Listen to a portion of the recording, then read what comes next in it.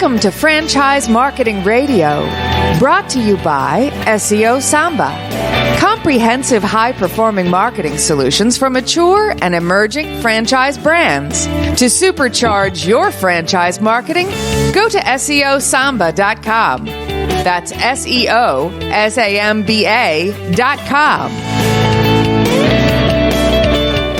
Lee Cantor here, another episode of Franchise Marketing Radio, and this is going to be a good one. Today on the show, we have Matt Frentheway, and he is with Learn2Franchise. Welcome, Matt. Hey, thanks for having me on. I'm excited to be here. Well, I am excited to learn what you're up to. Tell us a little bit about Learn2Franchise. How are you serving folks? Well, Learn2Franchise is what I do is I help people that are interested in owning a franchise business of their own figure out which franchise to own.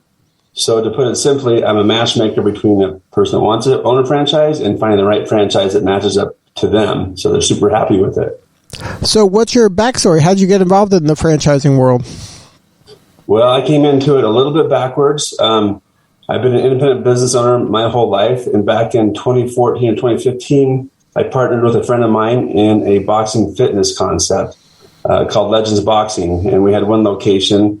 And we scaled it and made it successful, and we wanted to grow, but we didn't have the capital we needed to open up our own corporate locations. So we looked into franchising and thought that would be a great idea to do. So we made it international franchise in about 2018, and it took off from there. And then I sold out of my partnership in that and became a franchise consultant. So you got to experience franchising from the franchisor side first. Exactly. Yeah, a lot of people. Their consultants go the other way. They're franchisees first, and then they become consultants. Some of them are franchisors sometimes, but it's kind of rare. So what do you think is an advantage of kind of looking at this puzzle through the lens of a franchisor? So I've seen the good things and the bad things about being a franchisor, what you call the ugly side of being a franchisor. So So I know what to look out with my candidates and helping them choose a good franchise, and that I can look at the pitfalls that a franchisor may be going through or may experience if they don't take care of them. For example, financing. A franchisor needs to be well financed, or else when they start growing, they're not going to be able to support their franchisees. That's just one thing, part of the puzzle that I'm able to look at for my candidates. So now when you made the switch from being a franchisor to helping people become franchisees, obviously you were kind of enamored with the franchising system, the idea of buying a franchise. That was attractive to you, and you learned that through actually having a franchise.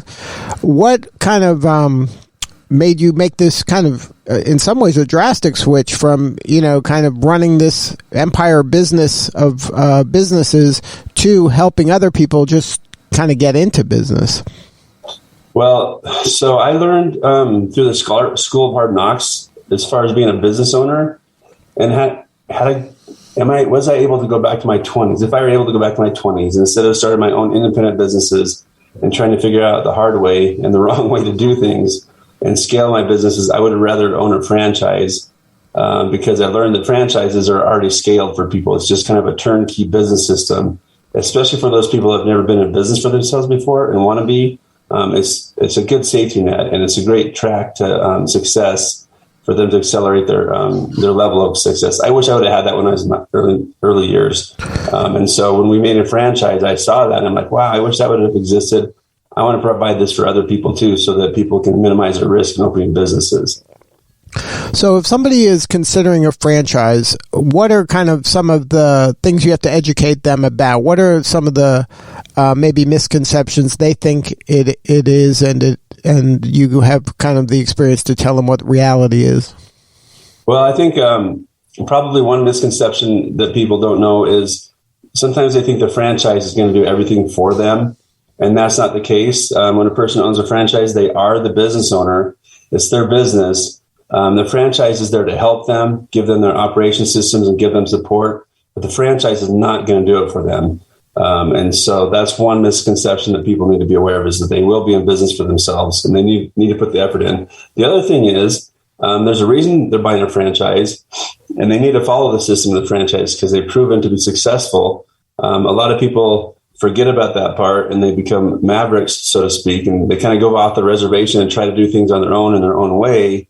which isn't so successful. And if they just kept it simple and followed the franchise system, they'll be successful faster. So now doing this show for the amount of time I've been doing the show, and I've interviewed franchisors and franchisees, inevitably the franchisor gets frustrated. The franchisee is kind of like you said, kind of doing their own thing. And the franchisee is frustrated that the franchisor doesn't understand my market. It's different. And, we're different than what you had when you started. How do you help them kind of make the right choice in terms of making sure it's a fit kind of culturally, that they each understand where, each of their expertise lies and what each of them are really best at? Yeah. So it's kind of a learning curve of being a franchisee and a franchisor. So in the beginning, the franchisee is super excited and wants to get going, and then they usually follow the system pretty well with the franchisor. But then after a while, especially after they start seeing a little success, they start to think, well, what do I need the franchisor for? What am I paying these royalties for? I mean, it's being successful. And so there's some friction there sometimes. But what they don't realize down the road is with they got to realize with the franchisor, they have a system of other franchisees across the nation where there's sort of a mastermind type of alliance. People can share best practices and ideas.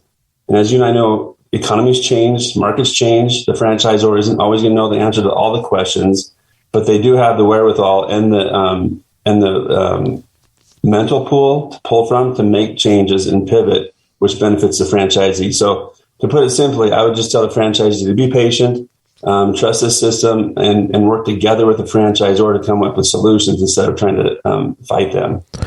And then I think you brought up a really great point. One of the strengths of a franchisor, especially as it grows and it learns more, is it's kind of accumulating all this market knowledge from other people doing the work in a variety of places and locales. So they're getting kind of more and more IP when it comes to helping the future franchisee, whereas somebody says, oh, I know enough, I can do this on their own. Maybe as an individual you can, but you don't have kind of that brain power that you refer to, that mastermind kind of level understanding of kind of macro things that you might be missing just doing your work in your own kind of location. Right, yeah. I like to call it kind of a experience share. The franchisor has a whole wealth of experience shares with all the franchisees in their system. And so there's got to be one or two experiences that other franchisees have had similar to what this particular franchisee might be having in their market that the franchisor can draw from to help the franchisee that's struggling. Now, is that one of the things you're looking for when you're trying to match the right franchise with the right individual, that they do kind of share the knowledge and that they are kind of proactive when it comes to letting people know best practices, or, hey, they tried this thing here and it worked great, and I recommend, you at least experiment with it? Yeah, definitely. That's one thing I have my candidates, they've got to investigate the franchise themselves, but I coach them along the way. That's one thing I have them make sure they ask the franchisor as well as the other franchisees in the system. An example would be to ask a question, well, tell me a time that you guys came into a market or came up with something that you've never faced before. How did you handle it? You ask other franchisees, based on their answer, it could be good, it could be bad. If it's good, of course, you probably want to be a part of that system. If it's bad, then you might want to move on because it may not seem like the franchisor has the wherewithal to have the foresight to change and pivot. And that's a great question for franchisors too, is like, you can give them scenario questions. Like, for example, what if I'm in this area and you don't have any other franchisees in this particular area and I'm up against a situation where I want to work together with you, how could you help me be successful? Those type of questions are really important to ask going into the investigation process.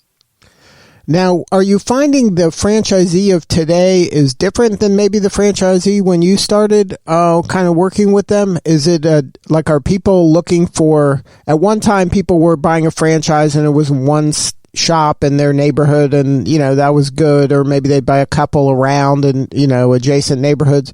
But it seems like I'm seeing a lot of folks that are kind of empire builders that are buying complementary brands and they're building up kind of regional kind of machines to serve a whole bunch of people. Is the franchisee look a little different today? Yeah, as far as empire builders go, I think so.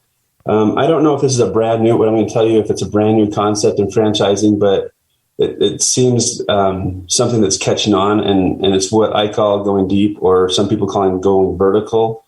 And so what empire builders have done in the past is they'll buy large geographical areas. They'll buy a whole area, 5 or 6 units, 10 units, and then they'll just, grow 1 or 2 at a year until they have them all up and running. The next level that a lot of folks have been doing now is they'll do that same thing, but then they will buy another brand that's complementary to their first brand. So they already have a customer base from the first brand that they can feed into their second brand and get successful a lot faster. And it's in the same geographical area, so there's some economies of scale there too. I don't think that's a brand new concept, but I think it's being used a lot more than what I've seen in the past. So is the profile of a potential franchisee, what do they look like to you in your area? The ones that I work with the most are usually, by and far, they're usually executives. They've worked in corporate America. Most of them still work in corporate America. And they're looking for a few things. The first thing is a lot of them have already diversified into real estate. They have their retirement plans, which is in stocks and bonds usually. And they want a third leg of their studio or their stool, financial stool, to be more solid. So they want to own a business. And so they're looking at a franchise to diversify their assets. Another thing they're looking for is they don't want to be beholden to their job their whole life. They may really enjoy their life or their job, but they don't want to be worried about what they can do for money if they get laid off. And so that's another level of protection that a lot of folks are doing, is starting a franchise so that they can fall back on that in case something happens to their job. And of course, you have the final person that just does not like their job at all, and they want to transition out of a job and just be a full-time business owner. And so they'll start a franchise and get that up and running until it's paying their bills, and then they can leave their job. But by and far, I'm working with a lot of executives these days. It seems like that's the way it's been going. And then how do they become aware of you? Are you working with their financial advisors and wealth advisors to explain this kind of three-legged stool that you described? I do have relationships with financial advisors, but I don't get my referrals from them per se. I do a lot of networking on LinkedIn, and it's easy to find executives on LinkedIn. And so I reach out to them and create relationships. And then, of course, my referral network, people that I've helped in the past refer their friends and family to me. Those are the most effective ways I work. But really, it's just by networking, locally and internationally or nationally on LinkedIn, and then local networking groups around where I live.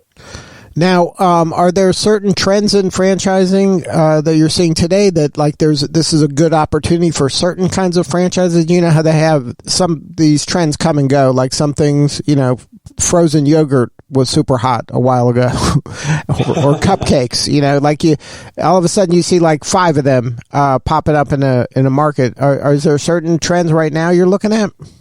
Yeah. And I would say since COVID, the large trend I see is in the service industry. And so what I determine as service industry is where the business owner is taking their service to their customer, whether it's a business or a consumer, rather than the business or consumer coming to one place of business like a bricks and mortar place. The reason services are taking off so fast now is, number one, they're less expensive, they're faster to start, but most of them are essential businesses, so they can operate during a pandemic if that ever happens. And then a lot of them are also recession resistant because they're needed services, not wanted services. So, for example, something as simple as roofing. If your roof falls apart, you've got to get that fixed. You can't wait until you have more money. And in fact, you usually have insurance that will cover that. So it doesn't really matter what the economy is doing. The roof's got to get fixed. The insurance will cover it, which enables the franchisee to be successful. And there's many other services that are needed too, but that seems to be the trend right now with the recession worries and what we had with COVID. So what advice would you give that person, that executive that wants to explore, having a franchise as part of their wealth plan moving forward? What is kind of the baby steps they should be taking today? Well, if they're interested in exploring franchising, I recommend that they work with a consultant, whether it's me or somebody else. That's going to put them way far ahead of the curve rather than trying to do that themselves. Most people don't know all the franchises that exist out there. There's 3,000 to 4,000 in the nation right now, and then they don't know which ones to even look at or which are good opportunities. So working with a consultant that's already kind of pre-selected, pre-screened a lot of franchises and has relationships with them will put them ahead of the curve. The consultant can also direct them to a franchise that matches up to their personality and their skill set and their budget and things like that. Basically, it's just going to save them a lot of time and headache. That's probably the first thing I'd recommend is work with a consultant. Now, and that's an important point that you bring up. Just because you like ice cream doesn't mean an ice cream franchise is the right fit for you. I mean, you got to look at what kind of lifestyle you want. You want to be home in the afternoon. You want to work on the weekends and the evenings. Like, there's certain things that are much beyond, you having a childhood dream of owning an ice cream store. That's right. That's probably one of the most important things that a consultant is going to help somebody, a potential franchisee, do is identify the characteristics of what their ideal business is going to look like. So a good consultant is going to take the brand out of the equation, not even focus on any name of brand or what it does or anything. They're just going to focus on what a day in the life of the franchisee, what an ideal day in the life of the franchisee they want, like what hours of operation do they want it to run in, how many people do they want to work for them, all those other things you said. Identify those characteristics, and then the consultant will go out and pick the franchises that match up to that candidate's characteristics. So it resonates with them, and it's a good match. Yeah, and something that I think a lot of people don't realize going in, the thing that they think is the one they should pick is rarely the one they end up with. That's true. So, I get a lot. Probably the biggest question I get these days is, "Hey, do you work with Chick-fil-A?" And that's understandable. Chick-fil-A is super successful.